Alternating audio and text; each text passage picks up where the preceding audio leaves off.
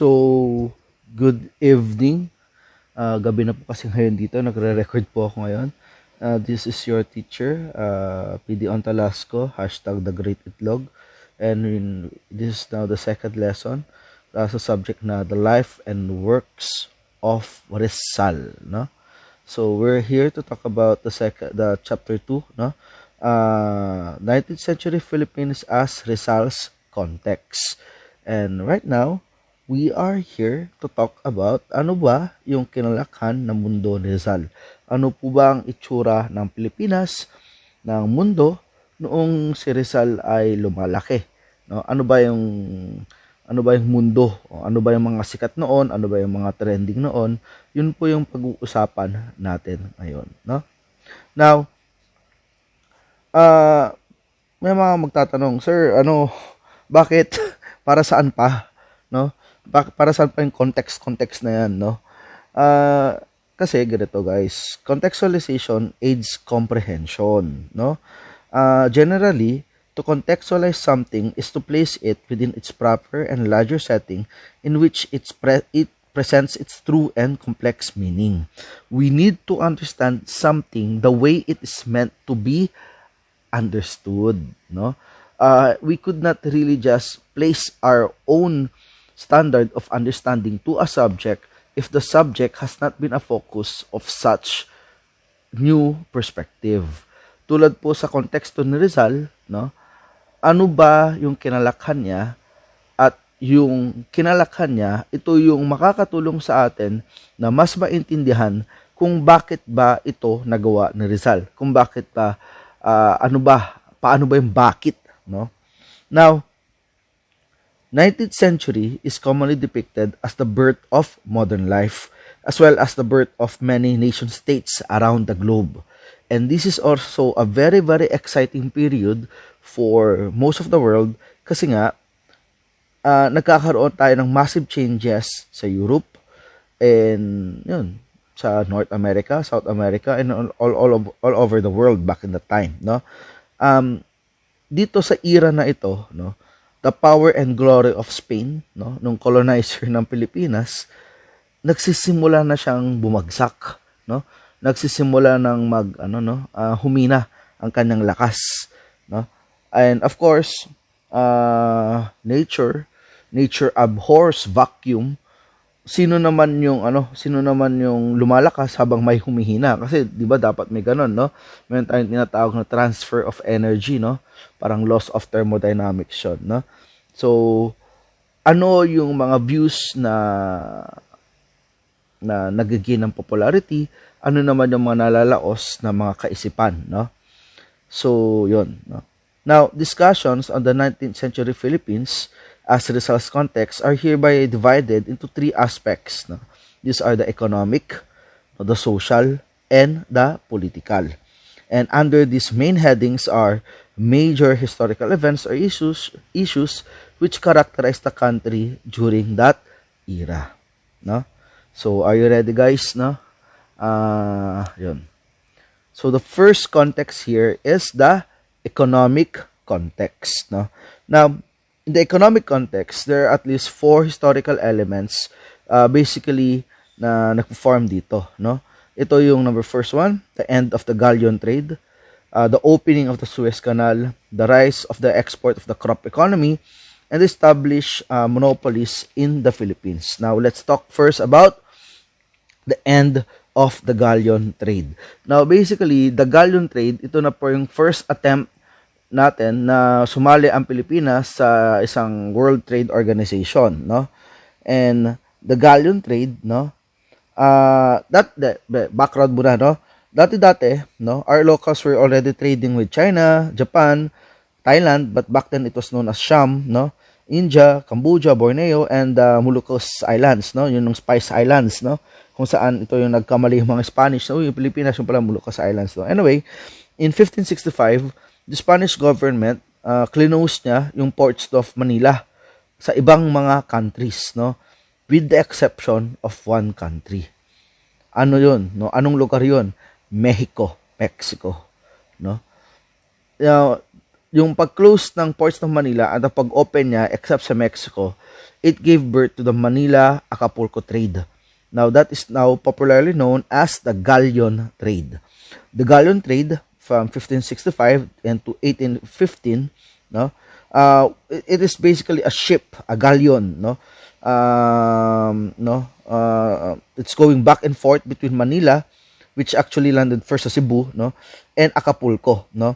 It started when Andres de Ordaneta, in convoy under Miguel Lopez de Legazpi, discovered a return route from Cebu to Mexico in 1565, no.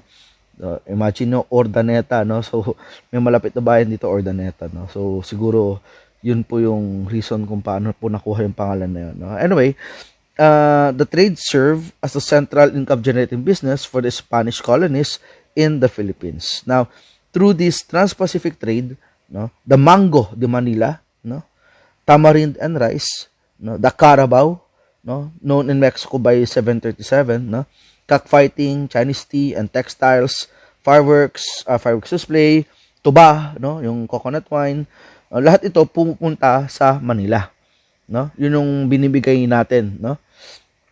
And the return voyage, to the other hand, no, ano naman ang nakukuha natin, no? Brought numerous valuable flora and fauna in the Philippines, no? Mga prutas, mga produkto na nanggagaling sa Mexico. At ito naman yung guava, avocado, papaya, pineapple, horses, no? So vice ganda. Cattle, no? So yun yung mga nakukuha natin na exchange, no? Now, other consequence of this 250-year trade were the intercultural exchanges between Asia, especially the Philippines, and of course, Latin America, Spanish America, and onward to Europe and Africa, no? Because of the Galleon trade, Manila became a trading hub where China, India, Japan, Southeast Asia, and Southeast Asian countries, they sent their goods there, no? Para ma-consolidate for shipping, no? Those who run the hub and did most of the work, mga Chinese sila, no? So they arrived in the Philippines in junks yung tawag sa barko nila na may elaborate na sailings, no? And did most of the work and bringing goods and workforce. With the huge migration of Chinese because of the Galleon trade, no, natakot yung mga Espanyol sa kanila, no? Kasi everyone is afraid of migrants, no? Kaya ang ginawa nila sa mga Chinese noon, no, tinax sila and they sent out to the Parayan, no? Parayan, ito yung parang Chinatown, no? Binondo, no? Parayan ang tawag noon, no? And eventually, when tensions rose, no, na-massacre yung mga ibang Chinese na yan, no? So, yun, no? Ginagawa ng mga Chinese yan, no? Such massacres were at their height in the 17th century from suspicion, unease, and fear until the Spaniards and the Chinese learned to live with each other in the next few centuries. No? Now, the Manila Galleon trade, it allowed modern liberal ideas to enter the Philippines, eventually and gradually inspiring the movement for independence from Spain. No? Now, you could make the argument that the Philippines was not really ruled by Spain, no, but from the vice viceroy of Mexico, no, kasi nga yun nga we are being ruled na talaga sa offices na mula sa Mexico, no. So that's historical tidbit for you. Now, all good things come to an end, tulad ng Galleon trade, no. Paano natigil ito? Nung nagkaroon ng War of Independence ang Mexico, no? At dahil doon, nakalaya ang Mexico mula sa Spain, no? So, dahil doon, nawala na din yung Galleon trade, no? Now, the Spanish crown took direct control of the Philippines and administered it directly from Madrid, no? Dahil sa War of Independence sa Mexico. And yun nga, may isa pa kasi nangyari kaya naging obsolete yung Galleon trade, no? What it is, that's yan yung second dito. The opening of the Suez Canal. The opening of the Suez Canal and the invention of steamships, nakalesen siya ng travel time from Spain to the country to 40 days, no? So ginawa ng mas convenient, mas mabilis yung travel time, no? Now, ano ba yung Suez Canal, no? Isa siyang artificial sea level waterway in Egypt, no? It connects the Mediterranean Sea to the Red Sea through the Isthmus of Suez, no?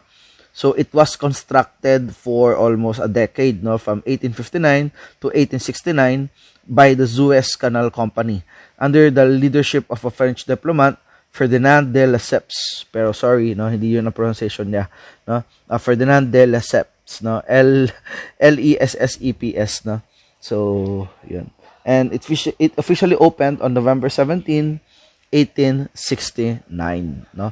With the opening of the canal, the distance of travel between Europe and the Philippines na-shorten siya, and it brought the Philippines closer to Spain, no? Take note, no? Gaano ba katagal noon ang travel time papuntang Barcelona to Manila, and that journey will take you more than 3 months, no? So more than 3 months 'yan. Dadaan pa siya sa Cape of Good Hope, no, sa Africa, no. Of course, nakakatakot diyan yung sea, no. The ocean is menacing, people, I'm telling you. And of course, no, pirates, madami diyan, and paano kung magkaroon ng mutiny, paano kung magkaroon ng disasters, etc., etc., no. So nakakatakot yan, 3 months na biyahe, no. Now, with the Suez Canal, the voyage was lessened to only 32 to 40 days. So parang naging 1/3, no, yung biyahe. So naging mas mabilis. It is still matagal, but kahit paano, it na-lessened considerably, no. Now, the opening of the Suez Canal, it became a huge advantage in commercial enterprises between Europe and East Asia. And most importantly, it served as a significant factor na nag-enable sa growth ng nationalistic desires ng ating mga Filipino ilustrados, no. Now, hindi lang naman commercial products yung naitulong, no, yung napunta sa Pilipinas dahil sa Suez Canal, no. It's not only that one, pero pati na din yung mga books, magazines, and newspapers, no. This signifies also the transfer of the liberal ideas, no, from America and Europe to the minds of Rizal and other Filipino reformists, no. Now, the political views of Western liberal thinkers entered the Philippines because of the opening of the Suez Canal, no. And furthermore, yung pagka-reduce ng route, no, it attracted more Spaniards and Europeans with liberal ideas to come to the country and interact with local reformists, no. So dati kasi tinatamad sila, 4 na buwan ka, naging 1 buwan na lang. Sige na, bisita kami dyan, no. Ano kaya ang pagbabagong pwede naming maidulot dito sa isang kolonya ng Espanya, no? And the ability of the Suez Canal, it actually encouraged ilustrados, no, especially si Jose Rizal, na mag-pursue ng education abroad and to learn scientific and liberal ideas in European academic institutions, no. At yun nga, no, their social dealings with liberals in the West had influenced their thoughts on nationhood, politics, and government, no. Now, the third one here, no, dito sa economic context ng Pilipinas is the rise of the export of crop economy. The rise of the export of crop economy, no. Now, during the Galleon Trade, no, most of the Spaniards in the Philippines were engrossed in maritime trading undertakings between Manila and Mexico, no. And yun nga, the exploitation of the Philippines' natural resources, pati na din ng progress ng ating export crop economy, this is a phenomena of the 19th century, not of the Spanish rule's early periods, no. Now, some years after the end of the Galleon Trade between 1820 and 1870, the Philippines was well on its way of developing an export crop economy, no. So ginagawang export yung mga crops natin, no. So ano mga produktong ito? Ito yung sugar, Manila hemp, coffee, no. These were produced for foreign markets, while imported goods of the European factory industry, no, nakakarating na siya sa Pilipinas, no. The various economic activities in the new export crop economy in the country provided many opportunities for our enterprising citizens, most notably to the expanding Chinese population, no. Now, formerly, yung mga Chinese natin na bisita, 'di ba, nasa ports sila, nangangalaga sila ng ports sa Galleon Trade, no? Now, they moved to the provinces that produce export crops, no? So, lumipat sila sa hemp-producing areas ng Southeast Luzon, sa Eastern Visayas, dun sa sugar areas ng Western Visayas, sa tobacco provinces ng Northeast Luzon, no? Now, the development of the export crop industry in the Philippines, this was motivated by the commercial undertakings of North European and North American merchants, no? Sila kasi yung nagbibigay ng capital, no, pera, no, organization, and of course, access to foreign markets and sources of imports, no? So, yun. Pero yun nga, since they base their operations sa mga port cities, especially sa Manila, kailangan nila ng mga ahente, agents, no? Now, these are the agents whose main job is to distribute imports in the interior and buy up goods for export, no? So, guess who? Kung sino yung mga kinuha nilang ahente. Sino ba yung mga ahente na marunong makipag-usap sa mga Pilipino, marunong din makipag-usap sa mga foreigners? This role was assumed primarily by the Chinese. At magtataka pa tayo kung bakit mayayaman sila sa Pilipinas, no? Now, fourth, no? Anong fourth context natin, no? The established monopolies in the Philippines, no? Monopoly, parang game ito, di ba? Yung game ng Monopoly. And how do you win in Monopoly if you control all the businesses? At ganito ang nangyari sa Pilipinas, no? Now, another main source of wealth during the post-Galleon era was monopoly contracting, no? After 1850, government monopoly contracts for the collection of different revenues were opened to the foreigners for the first time. And guess who? Kung sino ang nag-take advantage ng commercial opportunity nito? Sino ba yung magaling mag-business? Na of course, who knows how to talk the language? Yung mga Chinese. The Chinese instantly took advantage of this commercial opportunity, and thus, for the rest of the 19th century, they enjoyed a preeminent position in monopoly contracting in the Philippines, no? Now, ano mo po ba yung mga unang monopoly dito sa Pilipinas? The opium monopoly. No? At napaka-profitable ng opium monopoly. During the 1840s, the Spanish government nilegalized nila yung use ng opium, no?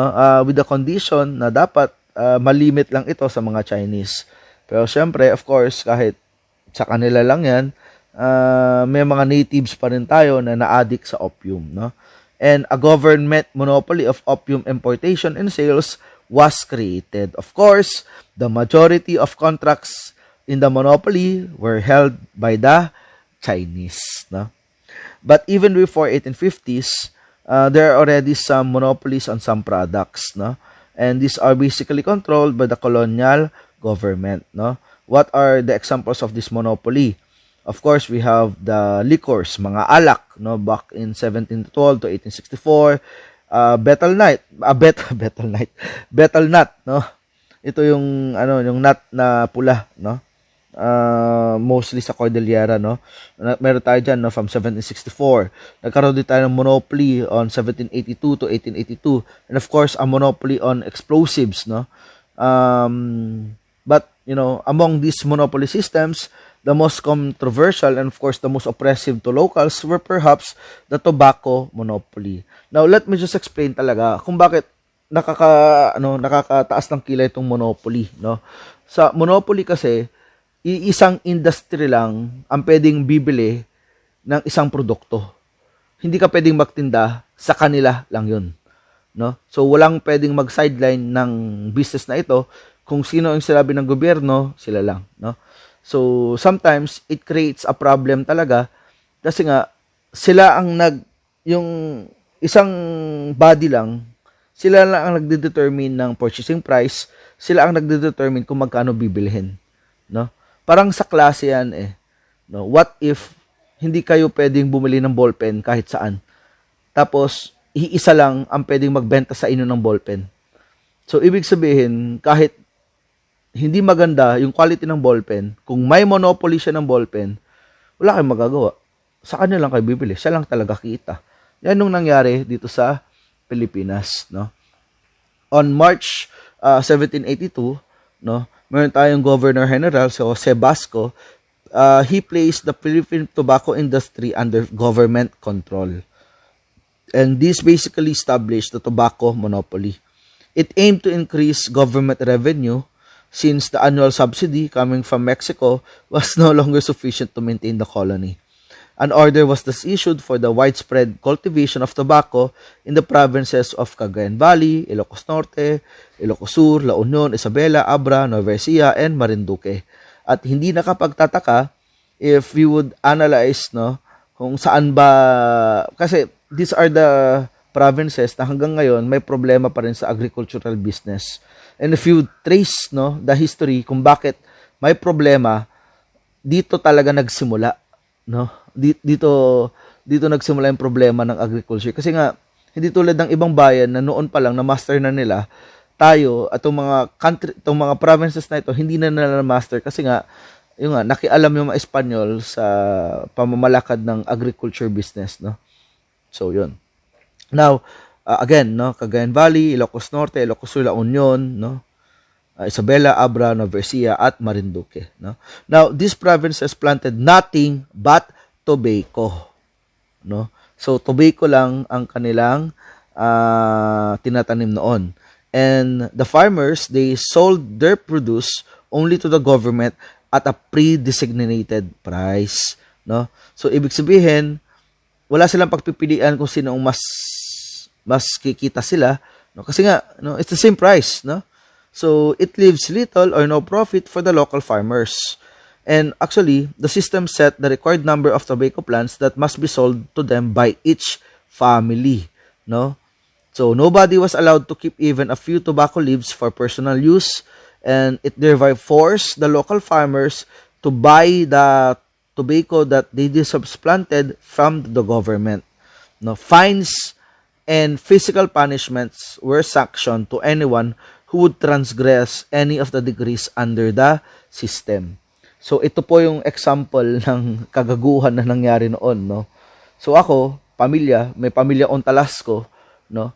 Sasabihin nila na dapat mayroon kayong 50 kilos na ibebenta sa isang taon, no? 50 kilos, no? And we would produce those 50 kilos. Pag hindi namin ma-produce yung 50 kilos, no, pwede kaming maikulong o pwede kaming latiguhin kung hindi namin ma-produce ang 50 kilos na yan. So, kung kulang kami ng 50 kilos, no, bibili kami sa kapitbahay namin para pero yung kapitbahay namin meron din silang 50 kilos na kailangan din buuin, no?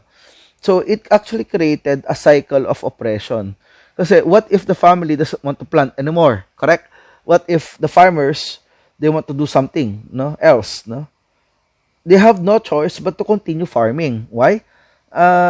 Nasa batas na kailangan nilang mag-produce ng X number of tobacco, no? So ang problema din dito, no, they could not even sample their own products. Why? Of course, they would sell it na lang, no, para hindi sila magkaroon ng punishment, no? So kung gusto nila magtabako, bibili pa sila sa government. So imagine you're selling your own product, but you have to buy your own product from them at a much larger price, no? And yun nga, may quota sila ng ibebenta, pero mas parang lugi sila, no? Kasi little or no profit nga, no? So yun ang problema talaga nila, no? Now, the colonial government, they exported the tobacco, no, to other countries and to the cigarette factories in Manila, no? So basically, the tobacco monopoly, it positively raised revenue for the government, for the Spanish government, and made Filipino tobacco prominent all over Asia and some parts in Europe, no? Negatively though, no, ito na yung bad effect, no. The monopoly brought about food shortages, no. Bakit, no? Since the planting of basic crops like rice, no, na neglect na nila yung pag-cultivate ng rice, no. Of course, wala nang may kayang bumili, wala nang kayang magsaka ng rice, no? Kasi nga all year round dapat tabako lang ang kailangan nila na ano, no, na itanim, no? The tobacco monopoly was finally abolished in 1882, no? Pero yun nga, a century of hardships and social injustice caused by the tobacco monopoly, it prompted Filipinos in general and Novo Ecejanos and of course mga Ilocano, no? Shout out kay Gabriela Silang, no? To seek freedom from colonial bondage. And until now, no, 2020, you could still the effects of this tobacco monopoly, its disastrous effect on on the agricultural culture, no, of these countries, no. I know these guys kasi I grew up in a farm in La Union, no. So parang may first hand experience ako kung paano talaga naapektuhan, no, ng pagpuwersa ng mga tao na magtanim ng tabako, no. So anyway, that's the economic context, no. Again, this four, no. What's next sa economic context natin, no? We have here the social background, no? The social background, no? Concerning the social picture of the 19th century Philippines, there are at least 3 topics that we need to discuss.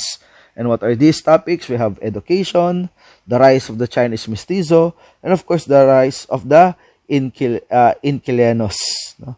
Pero siguro di ko ito ma-pronounce ng maayos, so sorry po, no? Anyway,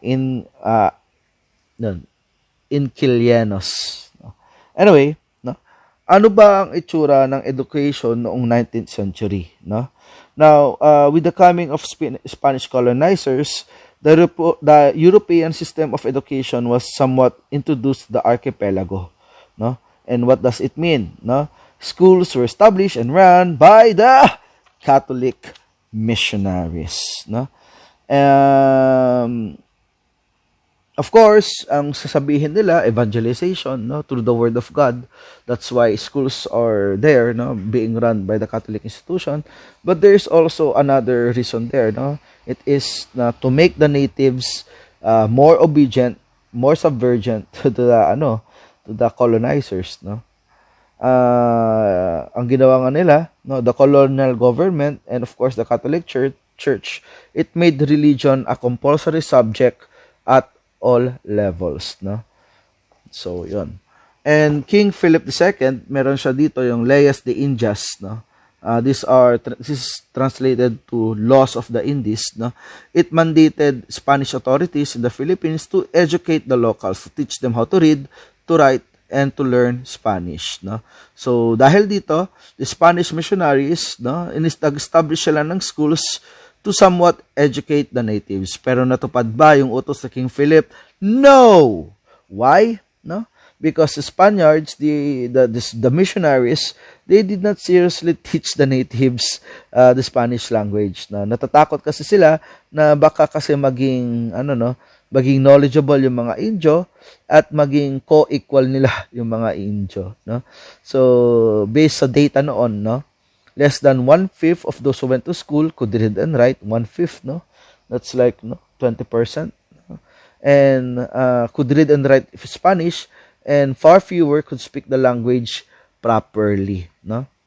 So the first formal schools in the land were the parochial schools opened in the parishes by the missionaries. And I think some of you are even graduates of such schools, no? St. John sa Dagupan, no? That's an example of a parochial school, no? Now, these are being managed by the different missionaries, no? The Augustinians, the Franciscans, the Jesuits, and of course, yung pinaka-best friends ni Rizal, yung the Dominicans, no? Now, aside from religion, no, the native children were taught reading, writing, arithmetic, and some vocational and practical arts subjects, no? Aside from the Christian doctrines, tinuturuan din ang mga bata ng Latin, no? Because Latin was and still the official language of the Catholic Church, no, instead of Spanish, no. Naniniwala kasi noon yung mga praile na yung mga natives, tayo ng mga Indio, no, hindi daw natin kayang tapatan yung skills nila, no. Kaya ang isang ginawa nila para more or less makahabol daw tayo sa education, no, binigyan tayo ng corporal punishment, no? Yung paggamit ng sinturon, yung paggamit ng mga ng mga hardcore na way ng pagdidisiplina na pag ginawa ng mga teachers ngayon, katakot-takot na child abuse cases 'yan, no? Now, later on, colleges, pag sinabi natin colleges noon, ito yung equivalent ng ng high school natin ngayon, no? This was established for boys and girls, no? And of course, there is no co-ed education during the Spanish regime. Separate ang boys, separate ang girls, no? Separate ang schools na pinupuntahan nila. And you could still see this, no? You could still see glimpses of this, no? Like sa Baguio, yung boys high at girls high, no? Ng ICM, no? Pero by the time na by recent memory, I think integrated na sila together, no? And of course, yan, madami mga big schools na ganun, no? For example, noon sa Ateneo, bawal ang mga babae, no? Nasa isang sister school sila, ang tawag doon, kung saan nag-graduate si Julia Barreto, no? So parang ganun. And of course, San Fernando, La Union, ang pagkakalam ko, yun nga, yung campuses ng Christ the King College, no? So nagtataka ako noon, bakit Christ the King College kung high school siya? Kasi yun nga, colleges, equivalent siya ng high school, no? So anyway, ano ba yung mga tinuturo na subject noon? Of course, history, Latin, geography, mathematics, and of course, philosophy. Now, university education was opened in the country during the early part of the 17th century. No, pero noon, it is only open to Spaniards and those with Spanish blood. Sila na yung mga mestizo na tinatawag natin, no? It was only in the 19th century that these universities started accepting native Filipinos, no? Pero yun nga, the classes, it would still give emphasis on religion, no? And of course, the universities, sabi nila, they do not really earnestly teach science and mathematics, no? Now, we don't know if it's because of the fear that they have of an educated Filipino, but I guess we could hypothesize na maybe we lack the teachers to teach, no, science and mathematics back then, no, because of the travel time, no. Imagine noon pre-Suez Canal 4 months, di ba, ang pagpunta dito, no. So yun. Now, in 1863, there was a royal decree, no, called for the establishment of a public school system in the Philippines, no. Kasi nga, 'di ba, dati noon, it is run by the religious authorities, no. And of course, if you mix religion and education, the results could be disastrous, no. The education in the colony was then finally administered by the government during the last half of the 19th century, no.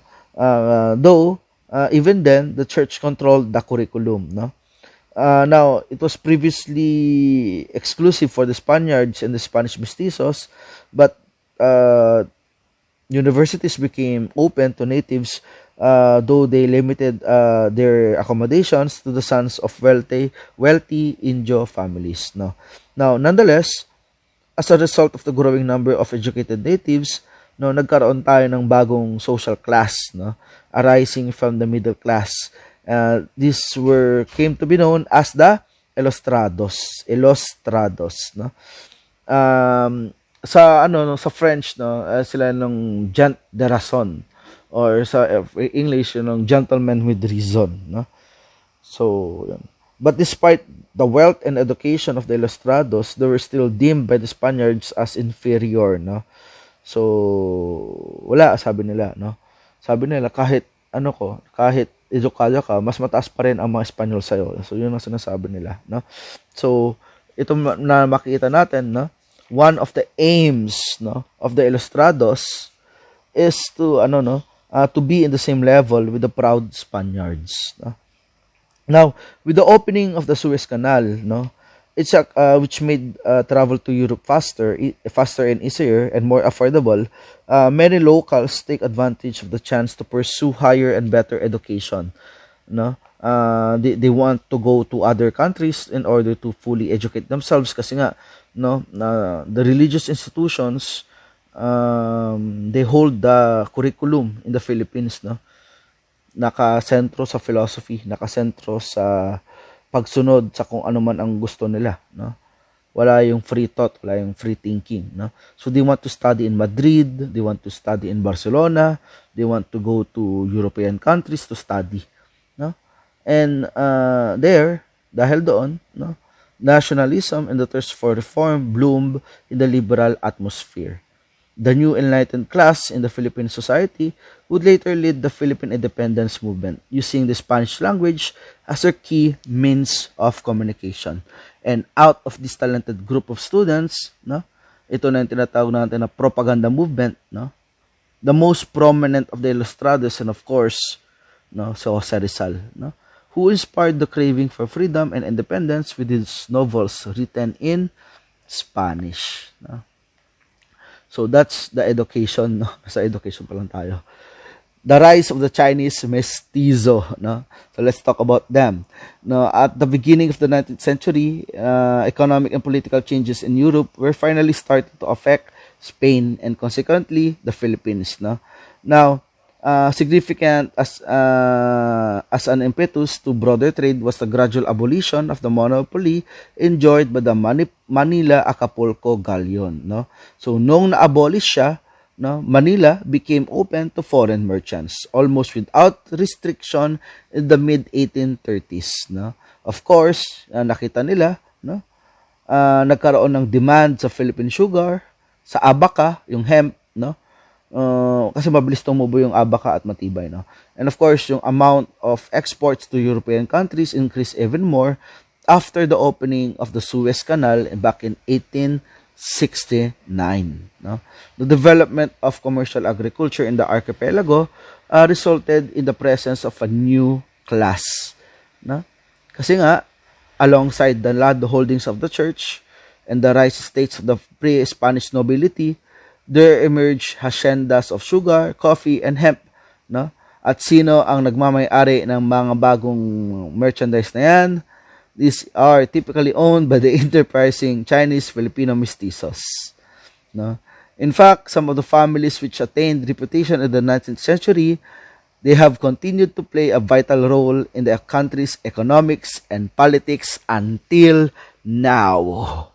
Now, in a larger perspective, no, the fast rhythm of economic progress in the Philippines during the 19th century, napabilis ito, no, ng pagsugpo ng rise ng new breed of rich and influential Filipino middle class, no. And of course, yung mga Spanish mestizos natin, sila yung nag-ascend to the position of power sa Philippine society. And in due course, they became leaders in education and finance, no? Na-posisyon sila, no, dahil doon. Now, the rise of the inquilinos, no? Now, in the modern Spanish, at least in the modern Spanish, no, the term inquilino has the same meaning as the English tenant, no? Pero contextually, no, the 19th century inquilino system in the Philippines is better understood as a qualified system of tenancy. Ano ba yung tenancy? Ito yung right to use land in exchange for rent. Na parang magsasaka ako sa isang lupa na hindi ko pag-aari, pero bilang kapalit, ako ay magbabayad ng upa, no? Parang ganun ang nangyari, no? Now, as earlier explained, no, the elimination of the Galleon Trade and the opening of the Suez Canal, it gave way for more intensive rice cultivation and the production of crops such as the sugarcane and the tobacco, no? And many estates, no, yung mga nagmamay-ari ng lupa, no, they turned progressively to the inquilino system of land tenure, no? But since, no, yung mga friars and secular Spanish were normally absentee landlords, no, the estate management was granted to an administrator who was typically a lay Spanish mestizo or a Filipino lay brother. Ibig sabihin, isang tao na konektado sa simbahan, no? So, during harvest time, the administrator would collect the rent of the inquilinos, no? They would organize the delivery of the harvest to the local market or to Manila, and remit the income from sales and the rents to the estate owners in, no. So yun, no. So yung administrator, siya yung parang go-between, no, ng farmer sa pagbebentahan ng mga produkto, and of course yung renta ng farmer sa may-ari ng lupa, no. So in some states, no, yung farm duties, no, were assigned to the trusted inquilinos, no. Now, acting as overlords, some inquilino, no, they would make innumerable and irrational demands from farm workers. Bakit? Kasi no, nasa kapangyarihan na sila at trusted naman sila nagmamay-ari ng lupa, di ba? So, kanino magko-complain yung mga Indio, di ba? Wala. Now, inquilinos paid a fixed rent, and the amount was determined by the size and quality of the land being worked on. But with the expansion of land owned by the missionary congregations, ito na tinatawag natin na friar states, no? Kaya di kayo nagtataka kung bakit yung mga simbahan na sa plaza, ito na yung friar states, no? No. The proportions of farmlands leased to the inquilinos also increase, no? And this would allow them to sublease parcels of their land to sharecroppers or mga kasama, no? Now, this system eventually became very profitable that some inquilinos, no, nagkaroon na rin sila ng sarili ng lupa, and of course, nag-enter sila sa gainful commercial ventures, no? And some inquilinos even ceased becoming farmers, and they relegated the job completely to their subtenants, no? So parang ako, nagre-renta ako, pero yung nirerentahan ko, pinarentahan ko sa ibang tao, no? So, mas kumita ako dahil doon, no? Now, as friar states enlarge, no, nagkaroon na ng cause of conflict between itong mga lupa na pinaparenta at sa mga communal na lands, no? No. So, nagkaroon tayo ng mga disputes as early as back then, no? Saan dito talaga, kaninong lupa ito, sino ang nagmamay-ari ng lupang ito, no? And of course, there are some villagers who complained that may mga praile, no? May mga praile na nagkakaroon sila ng illegal possession ng mga lupa, no? At yun nga, ang masama din naman noon, pag-aari daw ng simbahan yung ibang mga ilog, no? Kaya bawal din mangisda sa ilog, no? At bawal din pumunta sa gubat kasi pag-aari din ng simbahan yon, no? So, yun yung nangyari, no, particularly sa Bulacan, no. In Cavite and Laguna, no, yung mga Dominicans, the Dominicans priest, no, nag-aaway sila ng mga Tagalogs noon dahil sa mga borderlands, no. In fact, there is already one incident, no, na yung pasture land in a nearby mountain was included in their large grant, no. Kaya lahat ng pupunta doon na baka sa kanila, no. So, yun, no. Actually, land border conflicts, no, napakadami nito, na ito actually yung nung reason kung bakit nagkakaroon noon ng pag-aalsa yung mga tao, no. And of course, there are also conflicts between estate owners and workers, no. Bakit? Dahil sa maling pamamalakad, no, dahil sa pagtataas ng buwis, dahil sa kasi pag worker ka noon, no, you are at the mercy of your estate owner, no. Kanino ka magsusumbong? Yung mga Guardia Civil, mga tropa-tropa din nila, di ba? Wala kang pagsusumbungan, no. Kahit yung lupa na yan, ninuno mo ang nagmamay-ari, ang nagsasaka, pero syempre, pag iba ang nakrehistro, wala din mangyayari. And if you would see this context, no, hanggang ngayon, nangyayari yan. Tama, no? Now, there were instances of peasants taking arms to protest the alleged abuses and usurpations of their lands ng mga Jesueta, Dominicans, Agustinians, and Recollects. Sir, wait lang. Mga religious organizations yan, di ba? Yes. These are religious organizations. Guys, if you had been listening since kanina, no, ang nagmamay-ari ng lupa noon, dalawa, no? Yung mga government officials, yung mga civil employees, and of course, the church, no? The religious organizations, no? So, wag ka nang magtaka kung bakit si Rizal, sa nasabi nila na may anti-Catholic thinking siya, no? Kasi nga nakita niya first hand kung paano kami ng mga pare ilong lupa na magsasaka, no? At ito nga sinasabi ko sa inyo, no? Punta kayo sa kahit anong bayan sa Pilipinas, no? At magtaka kayo, bakit may simbahan sa sentro ng bayan? Kasi 'di ba, yung sentro ng bayan, yun yung pinakamahal na lupa, 'di ba? So magtataka ka, pag-aari ng simbahan ito, paano kaya na nabili? No? So wala lang. Now, that is the social background, no, ng nakinalakhan ni Rizal. Now let's go to the last one, the political landscape, no. The so-called political influence affecting the 19th century Philippines. Yun, no. Ano lang yan? A, pagiging mga liberal. B, the impact of the Bourbon reforms. So, Bourbon, no? And C, the Cadiz Constitution, no? Now, ano ba yung tinatawag natin na liberalism, no? Liberalism. Di ko ma-pronounce maayos. Sorry. Pagiging liberal, no? So, ito yung worldview na founded on the ideas of freedom and equality, no? Parang it includes a wide range of political philosophies that considers, no, na yung importance ng individual liberty, no? So dapat mas mahalaga daw ang tao, and they actually promoted individual rights and equality of opportunity. Now, liberals, they normally believe that government is necessary to protect the individuals from being abused by others.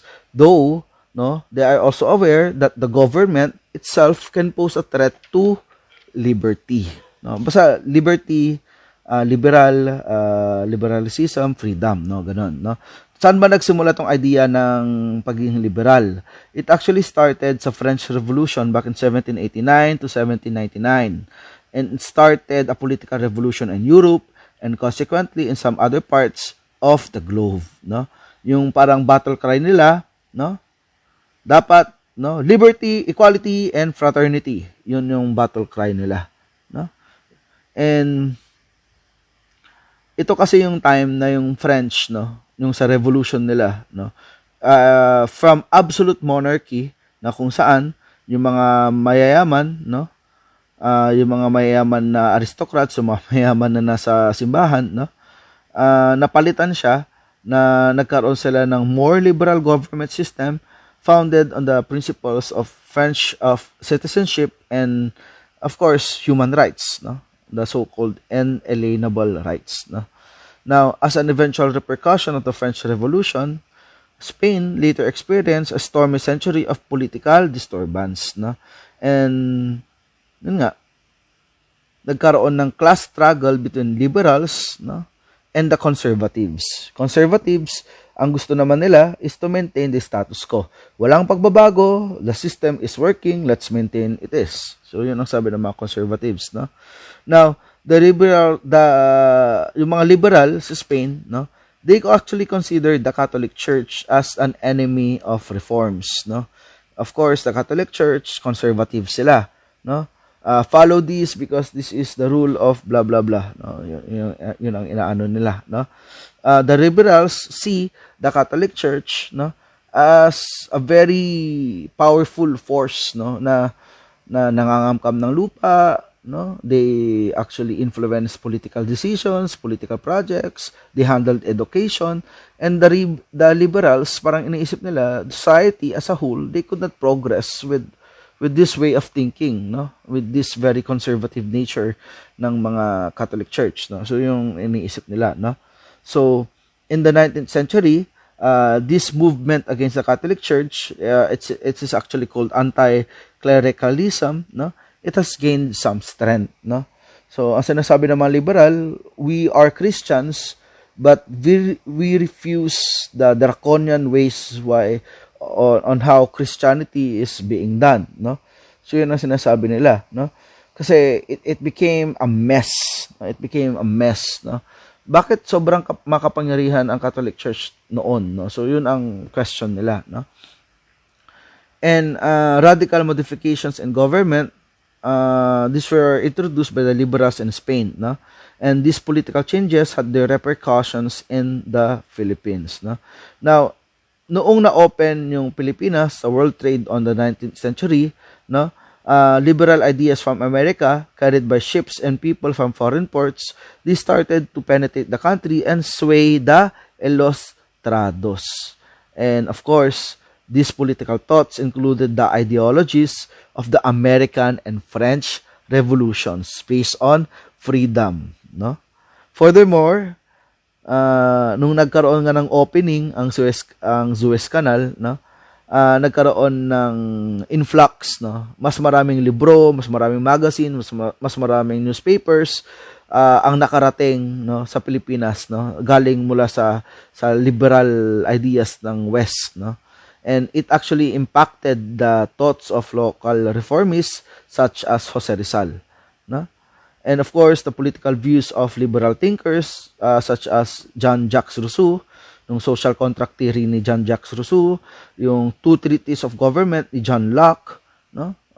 Thomas Paine, no, yung common sense, and of course, yung kaisipan ni Thomas Jefferson, ni Voltaire, no? Voltaire is actually a French philosopher, no? They entered the Philippines, no? Now, the valuable canal also encouraged more and more liberal Spaniards and Europeans to come to the country and intermingle with the natives, no? The shortened route, no? It actually stimulated the ilustrados like Rizal to pursue higher studies abroad and learn liberal ideas in European universities, no? For sure, no?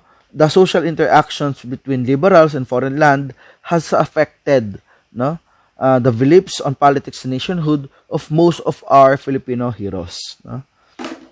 Now, the Philippines' actual experience in liberalism came from the role modeling of the first liberal Governor General of the Philippines, no? Ito si Governor General Carlos Maria de la Torre, no? Now, after the liberals in Spain, they have deposed Queen Isabella II in the 1868 mutiny, no? Nagkaroon kasi sila ng provisional government. And the new government extended to Spain's colonies the reforms that they implemented in the motherland, no? At dahil dito, no, yung liberal na si General Carlos Maria de la Torre, siya yung na-appoint, no, dito sa Pilipinas, and he held the position from 1869 to 1879, and he is widely considered the most beloved of all Spanish governor generals in the country, no? So siya yung pinakamahal ng mga Pilipino, no? So siya actually yung essential siya sa pagkaroon ng national consciousness sa mga locals, and of course yung pagkakaroon niya ng liberal and democratic governance, it has actually provided Jose Rizal and others of a preview of a democratic rule and way of life, no? So, ang ginawa kasi ni De La Torre, no, in-avoid niya yung luxury at he lived a simple life, no? And during his 2-year term, no, Governor De La Torre, actually, ang dami niyang na-accomplish dito sa Pilipinas, no? Nagkaroon siya ng, actually, he promoted freedom and abolished censorship, no? He recognized the freedom of speech and of the press, which were guaranteed by the Spanish Constitution, no? And because of him, no, because of De La Torre, yung mga Filipino priests na-encourage sila na ma-replace nila yung mga Spanish friars sa mga sa mga simbahan, no? So kung dati-dati Espanyol ang koro paroko, no? Napalitan sila ng mga Filipino priests. Among these is one priest named Father Jose Burgos. Now, his greatest achievement, no, si General De La Torre, no, was a peaceful solution to the land problem in Cavite, no? This province has been the center of agrarian unrest in the country since the 18th century because the Filipino tenants who lost their land has been oppressed by the Spanish landlords, no? Kaya nga nagkakaroon ng agrarian uprisings led by the local hero, Eduardo Camerino. No? Now, nasolve siya without bloodshed when Governor de la Torre himself went to Cavite at nagkaroon siya ng conference, no, sa rebelde, no? And yun nga, binigyan niya siya ng pardon, and the followers binigyan niya siya ng decent livelihood, and ginawa pa nga na ng mga pulis, no, sina Camereno, no? So, yun ang isang magandang epekto ng maayos na pananalita, maayos na komunikasyon sa mga tao, no? Imbis na patayin mo sila, imbis na makipagbarilan kayo sa imbis na mag-shoot out kayo sa mall, no? Mag-usap kayo para mabigyan ng solusyon ng mga bagay-bagay. Diba? Now, the impact of the Bourbon reforms, no? Now, ito na kasi yung ito na yung Spanish Bourbon King, si King Philip V, no? At sinundan siya ni Ferdinand VI, ni Charles III, at Charles IV, no? They advocated a century-long effort to reform and modify the Spanish Empire. At itong mga policy changes na ito yung tinatawag na the Bourbon reforms, no? So they endeavored to curtail contraband commerce, reclaim control over the transatlantic trade, at naisip din nila, yung simbahan ang lakas-lakas na, no? So they want to restrict the power of the church. They want to reform the state finances, no? Kasi nga nakita nila papalugi na ng papalugi yung nila, no? And of course, they want to have a tighter administrative and political control within the empire, no? Nakikita kasi nila noon pa lang na medyo nalalaos na ang Espanya, no? So they need fresh ideas, they need Spain, no, to survive the modern world, no? So kung titingnan mo itong mga reforms na ito, no, these are actually reforms which are very advantageous to the Philippines, no? And these are actually the demands of the Ilustrados to Spain, no? And you could have the idea that if these reforms had been fully administered, wala sanang pag-aaklas na nangyari sina Bonifacio. Wala sanang revolusyon na nangyari, di ba? No? Kasi these are the things that we complained about, no? And these are already the solutions.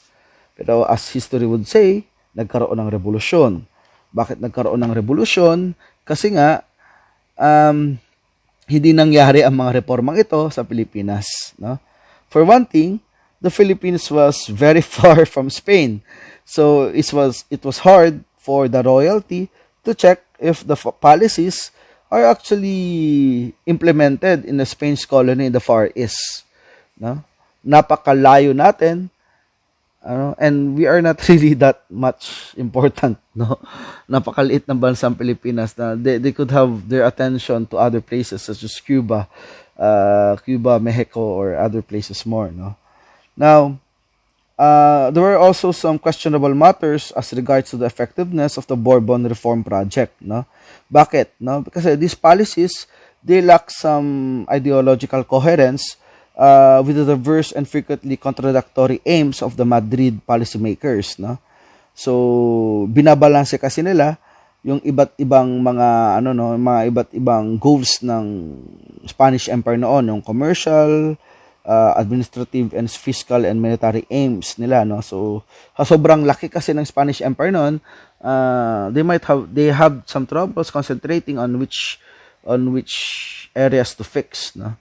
Now, the reform process, it was seen as too complex, no?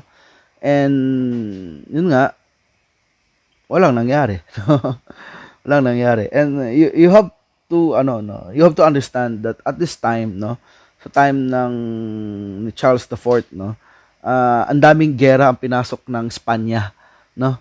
So sa sobrang dami ng gera niya, no, they really need plenty of resources, no? And one way to gain money, no, is actually to tax the colonies, no? Kailangan ng pera, kukunin nila sa colony, no? Now, as a consequence, there were very different impacts of reform in the diverse Spanish Empire, no?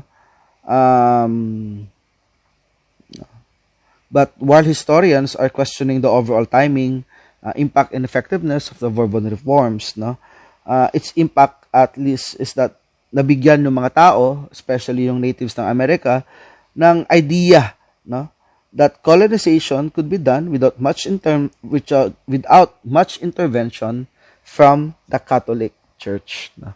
So yun yung kaisipan nila. Kasi na.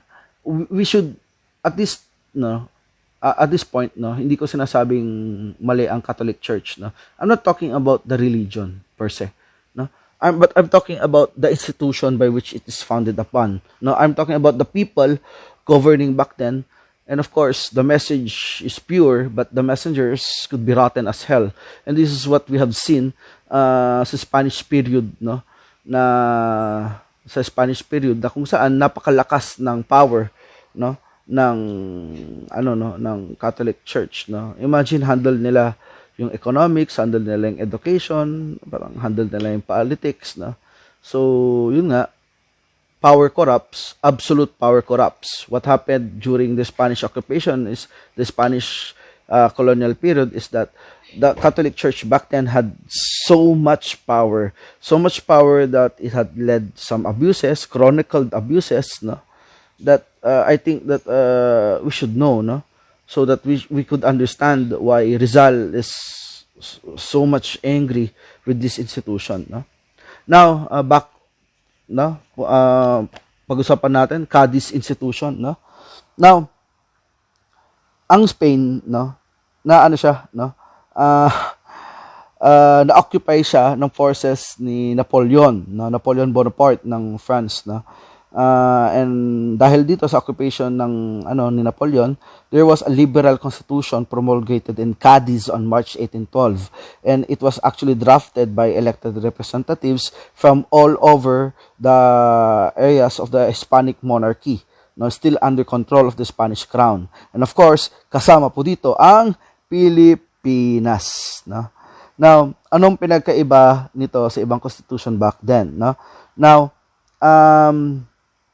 the Cadiz Constitution, no, ito yung pinakaunang constitution sa Europe na to deal with the national sovereignty, no. It actually recognized sovereignty as coming from the people and not from the king, not from the monarchy, no. And unlike the French Constitution, no, which applied to all French-speaking citizens of France, no, the Spanish Constitution of 1812, it has actually a universal character as it included everyone from overseas, from the Italian kingdoms and even to the Philippines, no. So yun ang kinaganda ng Cadiz Constitution, no. And during the occupation, no, around 300 deputies from Spain, Spanish Americas, and actually from the Americas, they actually promulgated a liberal constitution, no, in the sa Cadiz, no. And of course, ang ganda nga, no, kasi yung Cadiz port noon, no, it was actually protected by the British Navy, no. So here comes, no, there are in Spain, no. Sa Spain, it's under the French control, no, and the French control, no, parang they are being guarded by the British Navy, no. And from these European old powers, no, many Indios from all over the world that are governed by the Spanish are there, no. Now, the first delegates from the Philippines, no, were two people. No, there are Pedro Perez de Tagle and Jose Manuel Coreto. Again, that's our Pedro Perez de Tagle and Jose Manuel Coreto. No, so they took their oath of office in Madrid. No, now the Cadiz Constitution, which was implemented in Manila soon after their ano ba yung mga ano ba yung mga nagawa niya, no? Actually yung universal male suffrage, no, yung pagboto, no?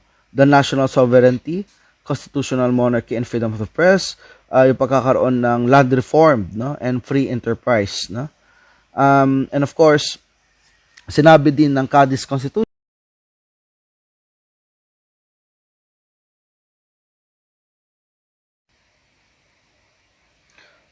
now, you could make the argument na, sir, nangyari na pala yan. No? So, ano pa po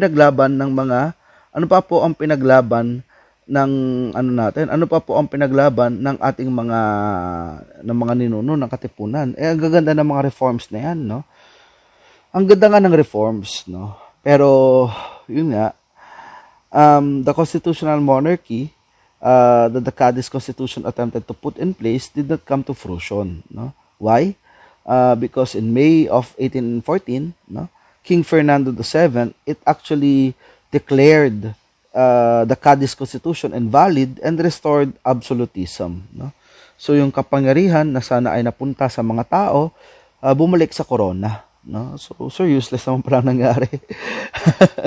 However, Cadiz was a very significant period, no, in the political history of the Spanish-speaking world, at least. No?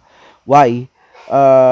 Kasi nga, no, parang pwede naman pala, no? So yun yung naisip ng mga Pilipino, no? Pwede naman pala na bigyan ang mga tao ng kapangyarihan. Bakit hindi nyo ibigay, no? So yun, no? Now, for the freedom-loving people of the Philippines in the 19th century, no, the Constitution was very influential as it was a liberal constitution which vested sovereignty in the people. No?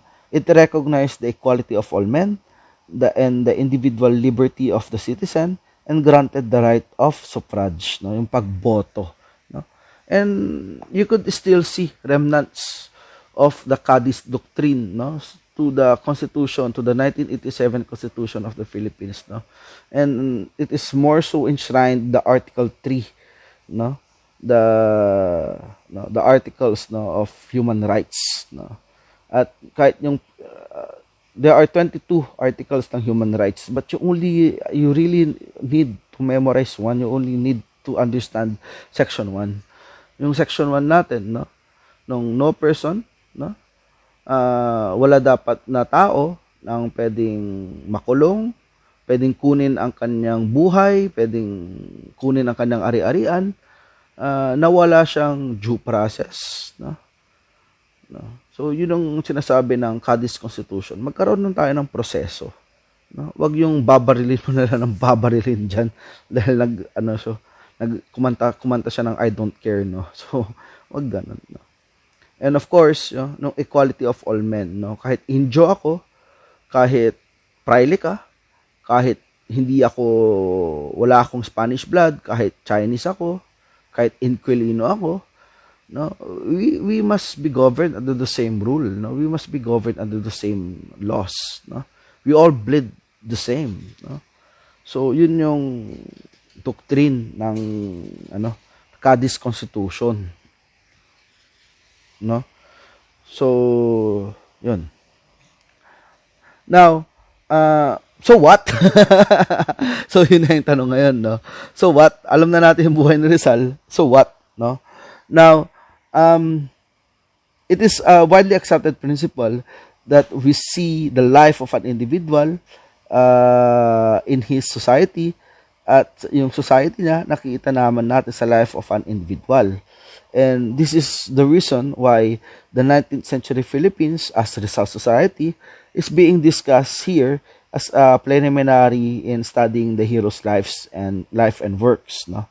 And one unique feature of Rizal, nonetheless, is that he did not only know the valuable information about his society, but also had a quality of mind that helped him use the information in a way that he could think about what was going on in the world and of what might be happening within himself, no?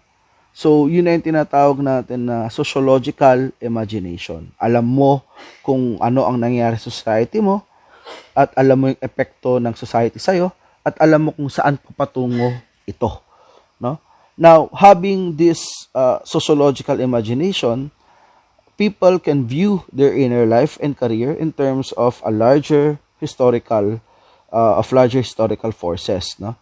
And those who possess this quality of mind can understand their own experience by locating themselves in history.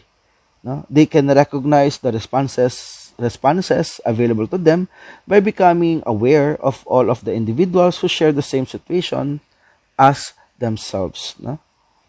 And of course, pag hindi mo nakita ang sarili mo sa history, pag hindi mo nakikita kung saan, you are actually doomed, no, to repeat the mistakes of history, no.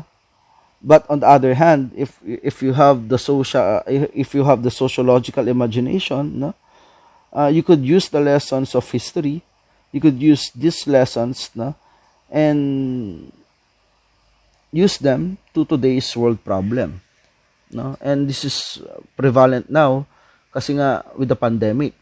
You have to consider almost 100 years ago there was also a pandemic, the Spanish flu. And sana kung may sociological imagination yung mga taong nasa posisyon, kahit imagination man lang, please lang, no. We're not in the mess that we are here right now, no.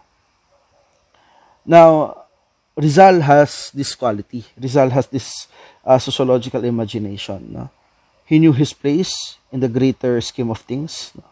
He understood the societal forces shaping his life, and he had been able to respond in ways that benefited others, no? So, parang tayo din sana, alamin natin, no? Ano ba yung konteksto ng aking pamumuhay at paano nakakaapekto ang kontekstong ito, no? Para magamit natin sa ating hinaharap, no? How could I change my society? No? So, yun dapat yung iniisip natin dito, no? Now, reference of the book, of course, gamit ko pa rin ang magandang libro ng Life and Works of Rizal, no? Sulat ito ni Sir Jensen Manebog, no? Sorry po kung aking pinapatayan yung mga pangalan, pasensya na po kayo, no? So, yun, no? And of course, thank you very much for listening to this video lecture. Wala lang, thank you lang. And sana nakinig kayo. Sana you are not just listening, you're not just watching this from YouTube because you are being mandated by the class to do so. But I hope that you do actually like to know more about Rizal, no? And of course, big shout out sa mga hindi ko estudyante pero nandito, rock and roll, no? And yun nga, pag nakasalubong ko kayo sa sa daan, hindi po ako suplado, kaya hindi ko po kayo binabati. Hindi ko lang po talaga kayo kilala. Pakilala naman po kasi kayo paminsan-minsan. Ang hirap po kasi kilalanin ng mga tao kung may face mask, no? So anyway, thank you very much for listening. Thank you very much for joining me in this discussion about Rizal. And I hope